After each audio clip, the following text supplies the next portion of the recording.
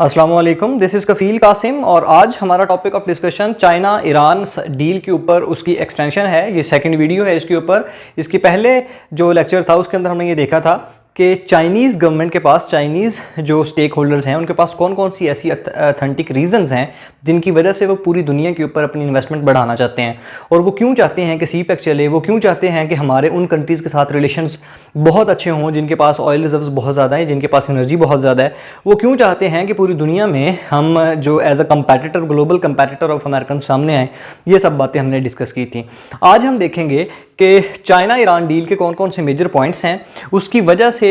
India जो है उसको कौन कौन से नुकसान हैं, वो क्यों अपना एंगर शो करता है, और बेसिकली ईरान के पास कौन कौन सी ऐसी रीजंस हैं जिनकी वजह से ईरान ये खुद अपने तौर पर भी चाहता है कि उसकी कोई हेल्प करे इस इंटरनेशनल कम्युनिटी के अंदर। उसको जितना आइसोलेट किया गया है, अमेरिकन की वजह से किया गया हो, उनकी अपनी न्यूक्लियर जो एम्बिशंस हैं उनकी वजह से किया गया हो, तो उनको जो नुकसान पहुंचा है, उनकी जो इकॉनमी को नुकसान पहुंचा है, हम आज ये देखेंगे कि ईरान क्यों चाहता है, इंडिया क्यों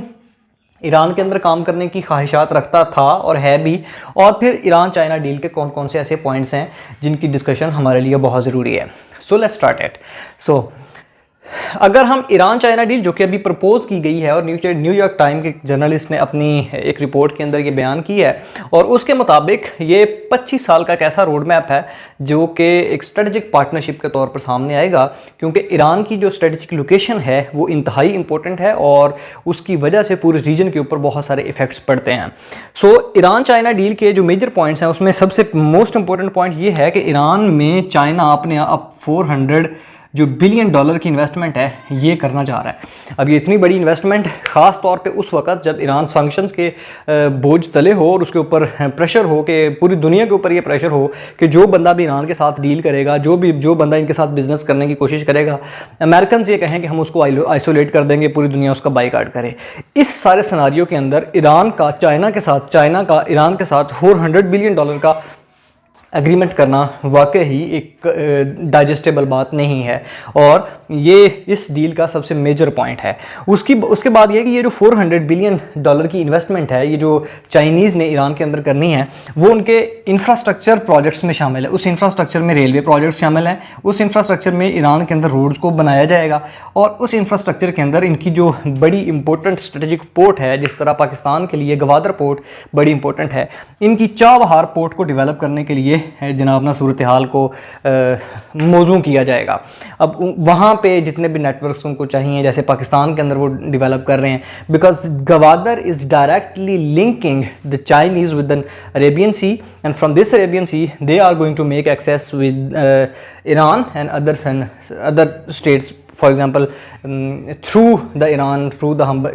this route to the European market। मगर ये जो चाबहार पोर्ट है, अगर इसका कनेक्शन गवादर पोर्ट के साथ बना दिया जाता है और ये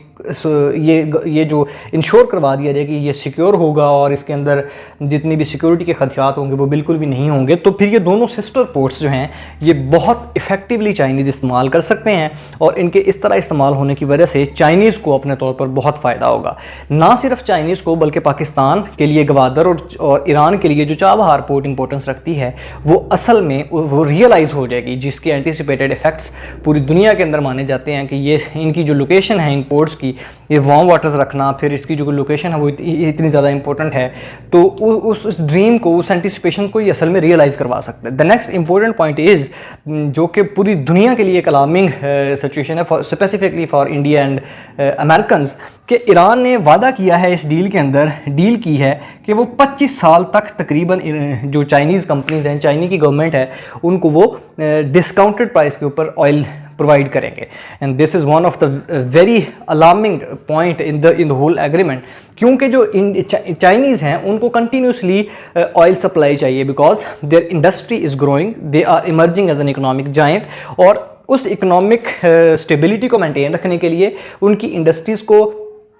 चलाने के लिए ऑयल की कंटिन्यूस और अनइंटरप्टेड सप्लाई की ज़रूरत है। तो जो ईरान है उसके पास ऑयल रिजर्व्स बहुत ज़्यादा हैं, मगर unfortunately because of the sanctions and international pressure पूरी दुनिया में जो ईरान के जो ऑयल की कीमत है वो कम है, वो डायरेक्टली सेल आउट नहीं कर सकता, उसके ऊपर प्रेशर रहता है। तो चाइना का ईरान के साथ एग्रीमेंट वो भी इस लिहाज से कि आप हमें डिस्काउंटेड प्राइस के ऊपर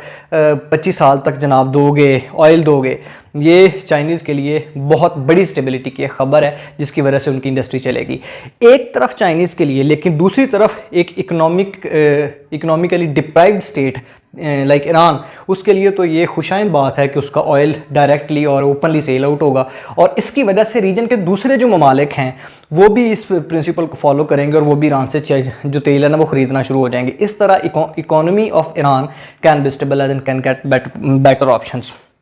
इसके बाद जो चौथा मेजर पॉइंट है इसका कि ईरान और चाइनीज आपस में कोऑपरेट करेंगे, और जो दो इंपॉर्टेंट पॉइंट्स उसमें जिनमें कोऑपरेशन वो मांग रहे हैं, that is one defence and other intelligence. अब हमें कुछ इस बात पे गौर करना है कि why they are cooperating in defence and intelligence department specifically. As we know that this region is very important strategically, this region has many players to play, this is a battle field in which US, China, Pakistan, Iran, and India, they are playing their games, they are playing their clues very efficiently. The superpowers, specifically USA, is present in this region and playing its role to stabilize the region and to exert its pressure all over the world, specifically to the countries of this region. अब अगर defence में वो cooperate कर लेते हैं तो Chinese को जो वल्नरेबल हैं यूएस की मौजूदगी की वजह से अरेबियन सी में, साउथ इंडियन ओशन के अंदर, तो वो उनकी वल्नरेबिलिटीज़ कम हो जाएंगी डेफिनेटली, और वो अगर इनके साथ डिफेंस में कोऑपरेट करते हैं तो इंडिया के साथ उनकी वल्नरेबिलिटीज़ कम हो जाएंगी। तो चाइनीज़ के लिए बड़ा इंपॉर्टेंट एक एस्पेक्ट बनेगा जब वो कोऑपरेट करना शुरू कर देंगे इन डिफेंस डिपार्टमेंट। उसके बाद इंटेलिजेंस, और इंटेलिजेंस डायरेक्टली स्टेबिलिटी के साथ रिलेटेड है। इस इंटेलिजेंस शेयरिंग की वजह से चाइनीज़ की $400 बिलियन की जो इन्वेस्टमेंट है वो, और जो उनकी डिफेंस स्ट्रेटजीज हैं वो किसी भी सूरत में कंप्रोमाइज़ नहीं होंगी। जैसे पाकिस्तान में CPEC बन रहा है और इस CPEC में चाइनीज़ की इन्वेस्टमेंट बहुत ज़्यादा है और उनके स्टेक्स बहुत ज़्यादा हैं। अब अगर यहाँ से ईरानियन बॉर्डर से कुलभूषण यादव क्रॉस होके आता है और यहाँ के जो प्रोजेक्ट्स उनको सबोटाज करने की कोशिश करता है, तो ये पाकिस्तान की इंटेग्रिटी तो ख़राब हो ही रही है, मगर इसके साथ साथ चाइनीज़ इन्वेस्टमेंट बहुत ख़राब होती है और वो एट द स्टेक लग जाती है। सो जब इनके दरमियान में इंटेलिजेंस और डिफेंस शेयरिंग होगी तो पाकिस्तान में जितने भी चाइनीज़ स्टेक्स मौजूद हैं वो भी सेफ रहेंगे, और चाइनीज़ के इस रीजन के अंदर जितने भी स्टेक्स हैं वो भी काफ़ी हद तक सेफ रहेंगे। इस सारी इन्वेस्टमेंट की वजह से, इस सारी डील की वजह से चाइना का अफगानिस्तान में, ईरान में और इस रास्ते से जो दूसरी मिडिल ईस्टर्न स्टेट्स हैं वो उनके साथ ताल्लुक बहुत अच्छा होने के इम्कानात मौजूद है, और यहाँ से वो यूरोपियन मार्केट के साथ भी डायरेक्टली लिंक खुद को कर सकते हैं। This was all about the China Iran deal. अब हम ये बात करेंगे कि जो इंडिया है वो ईरान में काम क्यों करना चाहता था। As we know that in 2016 India ने ईरान में चाबहार पोर्ट की डेवलपमेंट की स्ट्रेटजी शुरू कर दी। उन्होंने कहा कि हम चाबहार पोर्ट को डेवलप करेंगे। चाबहार पोर्ट की डेवलपमेंट समझी जाती थी कि ये गवादर पोर्ट की डेवलपमेंट को काउंटर करने के लिए है, मतलब वो जो सेंटिमेंट्स को उभारा जा रहा था कि गवादर पोर्ट की वजह से चाबहार पोर्ट की जो इंपॉर्टेंस है वो कम हो जाएगी। लेकिन अब चूंकि इंडिया उस पोर्ट को उस लेवल तक डेवलप नहीं कर पाया, अपने जो अल्फाज थे उनको उतनी उस हद तक वो फुलफिल नहीं कर पाए, उनको उन एक्शंस पे अमल ही नहीं कर पाए वो, तो अब ईरानियन के पास और कोई ऑप्शन नहीं है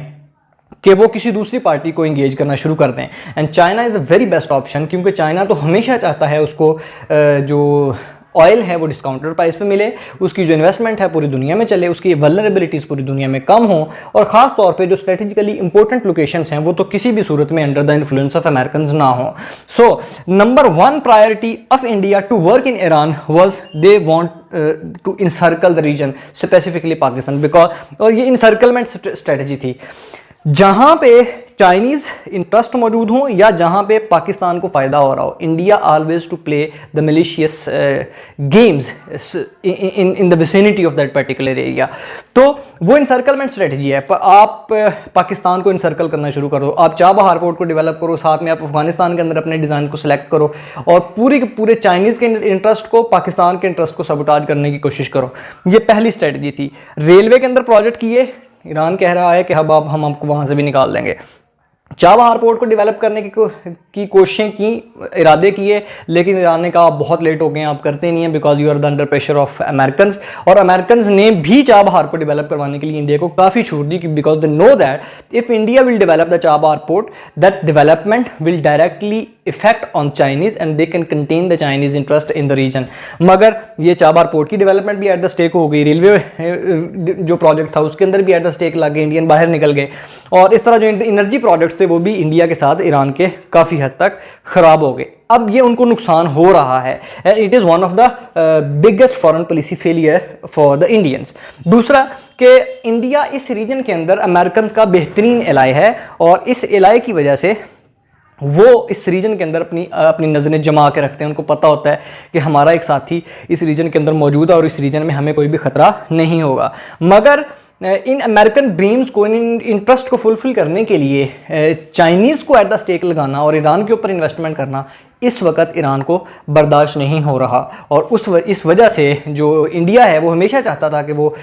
अमेरिकन इंटरेस्ट को सेव करने के लिए ईरान के अंदर डेवलपमेंट करवाए, ईरान के प्रोजेक्ट्स को डिज़ाइन करे और इस तरह की बातें करे। मगर अनफॉर्चुनेटली उसकी डिलेड और फेल्ड फॉरेन पॉलिसी की वजह से ये वाले डिज़ाइन खतरे में आ गए। और सबसे बेहतरीन अमेरिकन इंटरेस्ट ये था कि चाइना को काउंटर किया जाए, चाइना को कंटेन करने की कोशिश की जाए, because this sort of emergence of China is alarming and it can really pose the threat toward the stability of the superpower in the region. उसके बाद थर्ड इंपॉर्टेंट पॉइंट कि why India wanted to work in Iran. They want to dismantle the trade routes of all the countries that are linked with Pakistan because India considers Pakistan as an inherited and arc rival. तो यहाँ पे CPEC इसकी stability के लिए अपना काम करे तो भी तो जनाब, या इसके अलावा दूसरे जो ट्रेड रूट्स हैं, क्योंकि उन्होंने ईरान के रूट से होके ही ग्वादर पोर्ट में, कराची पोर्ट में, बिन कासिम पोर्ट पे या ये बलूचिस्तान के ग्वादर पोर्ट पे आना है और यहाँ से पाकिस्तान की सारी इंपोर्ट एक्सपोर्ट चलती है।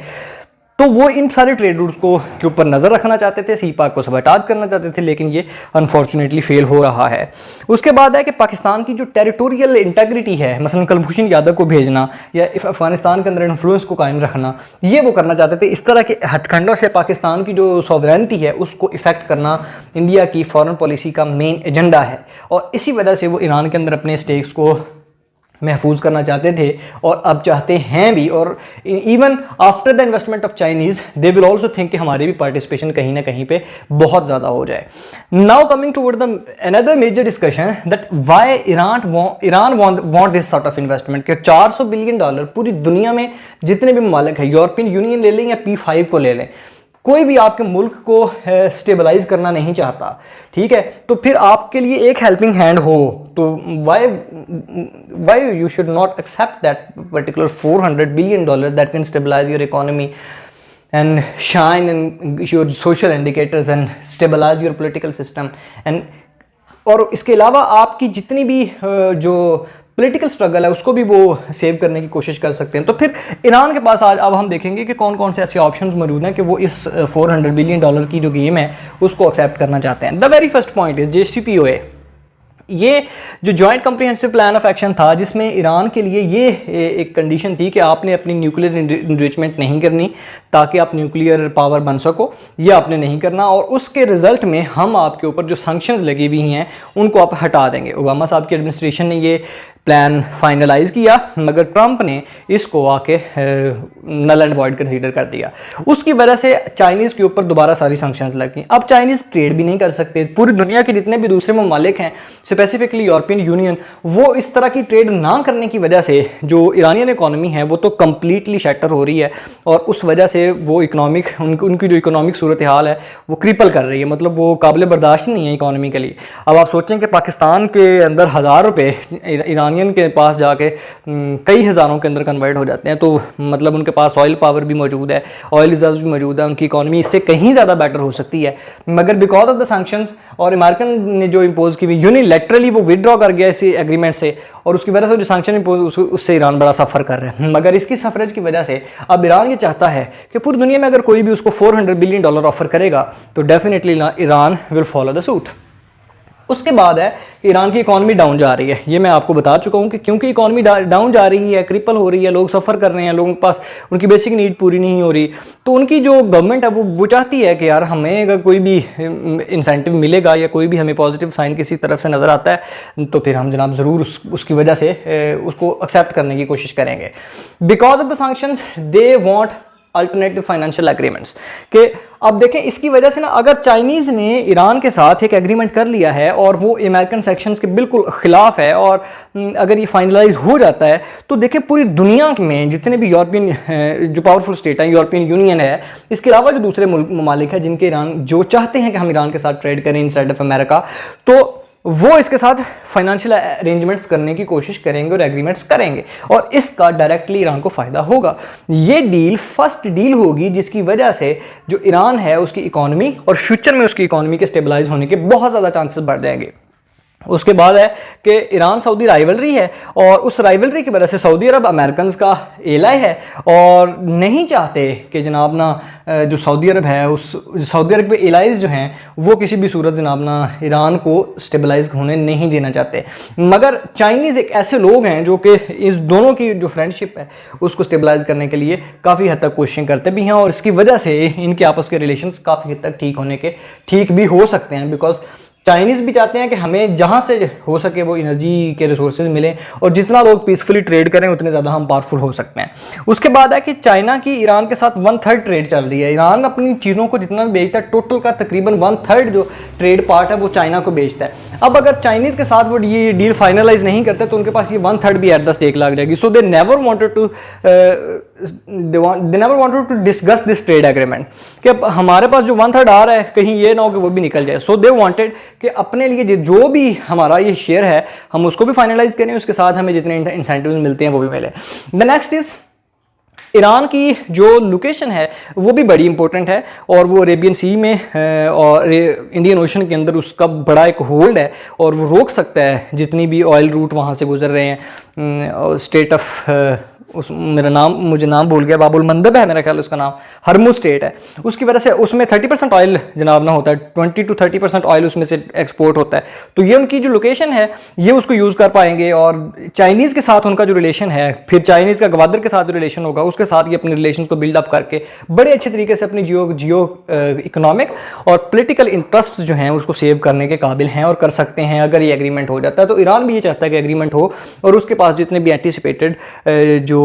बेनिफिट्स हैं वो ले सके। इसके बाद है कि कोविड-19 ने पूरी दुनिया में अपनी जो इकोनॉमी है, पूरी दुनिया के जितने ममालिक उनकी इकोनॉमी को काफ़ी हद तक नुकसान पहुंचाया है। तो ईरान जो कि already under the pressure of sanctions है उसको तो बहुत ज़्यादा नुकसान पहुंचा। After the killing of Qasem Soleimani और ज़्यादा इनके ऊपर प्रेशर जनाब ना बढ़ गया।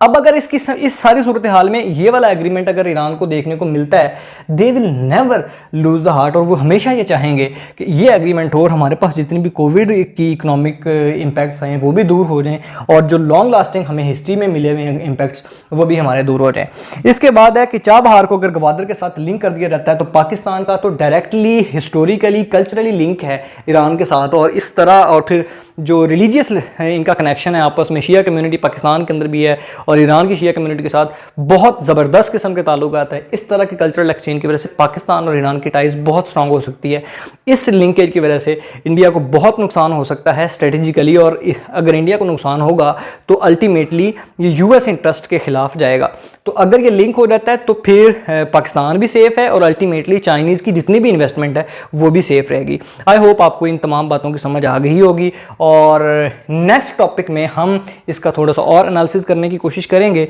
और होपफुली आप ये तमाम बातें समझ चुके होंगे और आप इस सारी इन्फॉर्मेशन को ज़रूर दूसरों के साथ शेयर करेंगे। Thank you so much.